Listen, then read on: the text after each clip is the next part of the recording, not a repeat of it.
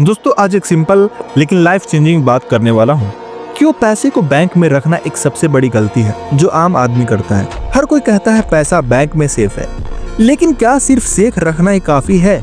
जो पैसा धीरे धीरे आपकी वैल्यू ही खत्म करता जा रहा है। आज रियल लाइफ एग्जांपल के साथ डिस्कस करेंगे किसमें लोग सक्सेसफुल हुए और कहाँ लोग फेल हो गए। देखो यार, मान लो आज तुमने 10 लाख बैंक की एफडी में डाल दिए। बैंक तुम्हें बोलेगा कि हम तुम्हें 5 से 6% इंटरेस्ट देंगे और तुम्हें लगेगा वाह भाई मेरा पैसा तो बढ़ रहा है। पर असली प्रॉब्लम ये है कि देश में जो चीजों के दाम बढ़ रहे हैं उनकी जो स्पीड है वो भी 7 से 8% है। मतलब तुम्हारा बैंक पैसा ग्रोथ 6% से कर रहा है, लेकिन बाजार में दाम 8% से बढ़ रहे हैं। और जब दाम ज्यादा तेज बढ़ेंगे और तुम्हारा पैसा धीरे, तो असली वैल्यू तुम्हारी घट रही है। दोस्तों देखो, जैसे एक साफ एग्जांपल ले लो। 2005 में तुम्हारे पास अगर 10 लाख होते और तुमने बैंक में एफडी में डाल दिए होते, आज कागज पे तुम वो 10 लाख का प्लस इंटरेस्ट बना के हो सकता है कि 25 से 30 लाख बन गए हो।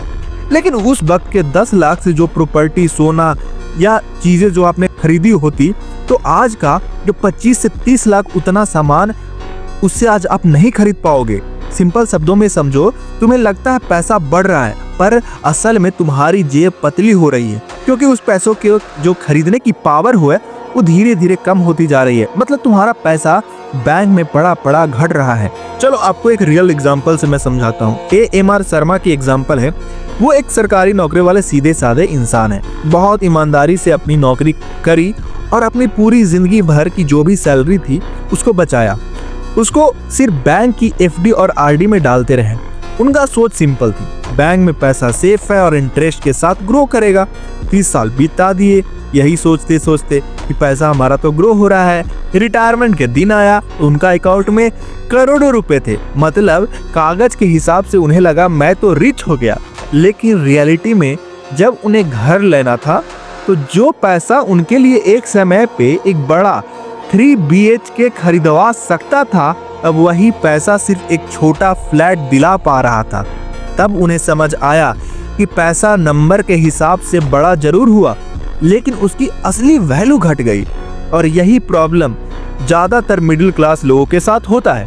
वो सेफ खेलना पसंद करते हैं, एफडी आरडी में पैसा डालना, रिस्क लेने से डरते हैं, पर समझते नहीं कि सेफ रहने के चक्कर में पैसों की ग्रोथ सैक्रिफाइस कर रहे हैं। और रिटायरमेंट के बाद जब उन्हें चाहिए होता है कंफर्ट, तब रियलाइज होता है कि पैसा तो बस नॉमिनल बढ़ा है, असली जिंदगी में तो कुछ खास उखाड़ा ही नहीं है, कुछ फायदा ही नहीं हुआ।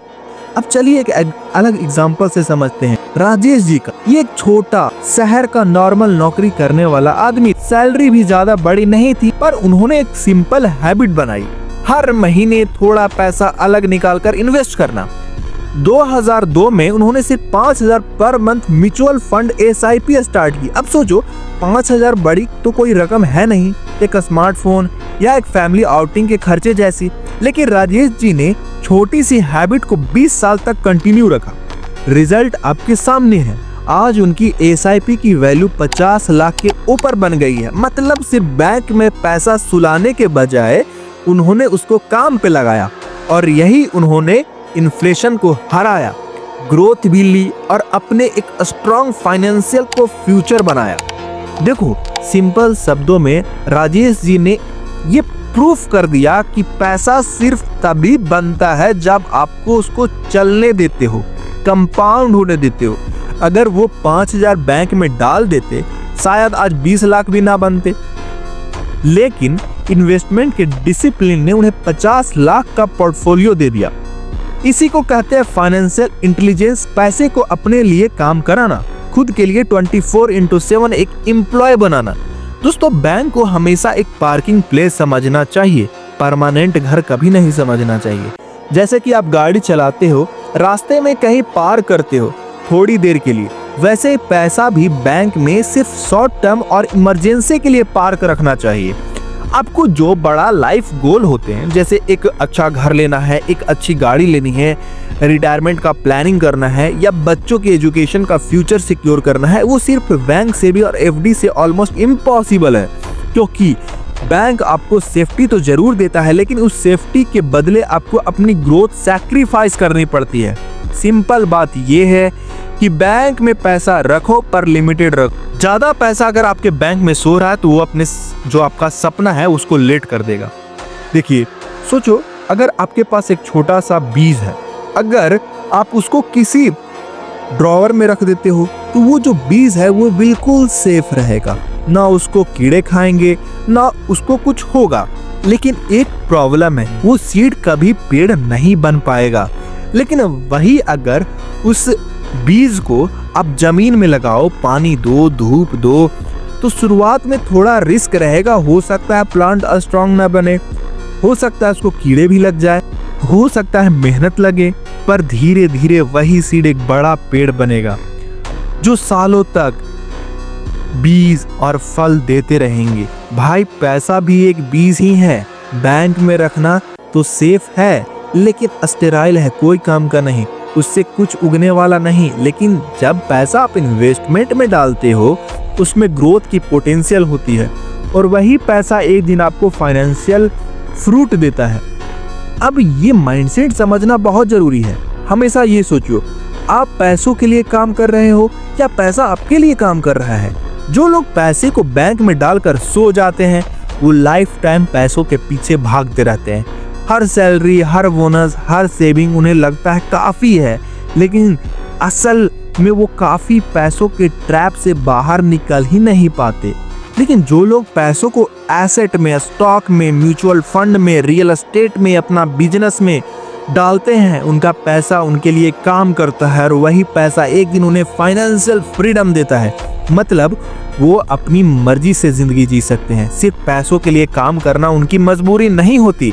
देखो दोस्तों, बैंक की अपनी जगह है पर एक बैलेंस समझना बहुत जरूरी है। बैंक में पैसा रखना चाहिए शॉर्ट टर्म्स नीड्स के लिए, जैसे 6 महीने का एक्सपेंस, इमरजेंसी, मेडिकल फंड या कोई छोटी मोटी अर्जेंसी के लिए, क्योंकि बैंक सेफ है और आप क्विकली पैसा निकाल सकते हो। लेकिन बाकी पैसा बैंक में सुलाना एक बड़ी गलती है। उसको लॉन्ग टर्म ग्रोथ एसेट में लगाओ, जैसे इक्विटी, म्यूचुअल फंड, सही जगह गोल्ड बॉन्ड या फिर अपने खुद का बिजनेस। ये चीजें ही असली पैसा मल्टीप्लाई करती हैं और वही आपके फ्यूचर को सिक्योर करती हैं। चलिए एक कहानी सुनते हैं जो आपको आपसे कनेक्ट करेगी। रवि और अमित की दोस्ती की कहानी। देखिए दोस्तों, रवि हर महीने सैलरी के बाद जो एक्स्ट्रा पैसा बचता था उसको बैंक में डाल देता था। उसे लगता था बैंक बैलेंस बढ़ रहा है तो मैं सेफ हूँ। अपना अकाउंट देखकर वो हमेशा खुश हो जाता था। दूसरी तरफ अमित था। अमित के पास उतनी सैलरी नहीं थी लेकिन उसने थोड़ा सा डिसिप्लिन बनाया। थोड़ी थोड़ी बचत करके उसने शेयर्स और म्यूचुअल फंड में डालना शुरू किया। अमाउंट छोटा था लेकिन उसने इन्वेस्टमेंट की हैबिट बनाई। 15 साल गुजर गए। आज रवि के पास बैंक में जो बैलेंस है वो करीब करीब 20 लाख का है। सुनने में बड़ा लगता है लेकिन उतने समय में दाम बढ़ने की वजह से वो पैसा उतना पावरफुल नहीं रहा। अमित का जो पोर्टफोलियो है वो 70 लाख का बन गया। मतलब उसने सिर्फ पैसे को सेव नहीं किया बल्कि उस पैसे को काम पर लगाकर उसको बढ़ाया। देखिए आज रवि रिग्रेट कर रहा है कि काश उसने पहले सेफ प्लेइंग और बैंक बैलेंस के नंबर्स देखकर खुश रहने की आदत ने उसे बहुत नुकसान पहुंचाया और वो आज रिग्रेट में है कि काश उसने भी इन्वेस्टमेंट की जो लत है उसको लगाई होती। तो दोस्तों ये आप पे डिपेंड करता है कि आप इस वीडियो से क्या समझते हैं। आपको रवि बनना है या अमित बनना है। दोस्तों अगर आपको ये वीडियो पसंद आई होगी तो मैं चाहता हूँ कि आप चैनल को सब्सक्राइब करें ऐसे वीडियो देखने के लिए। मिलते हैं नेक्स्ट एपिसोड में, तब तक के लिए धन्यवाद।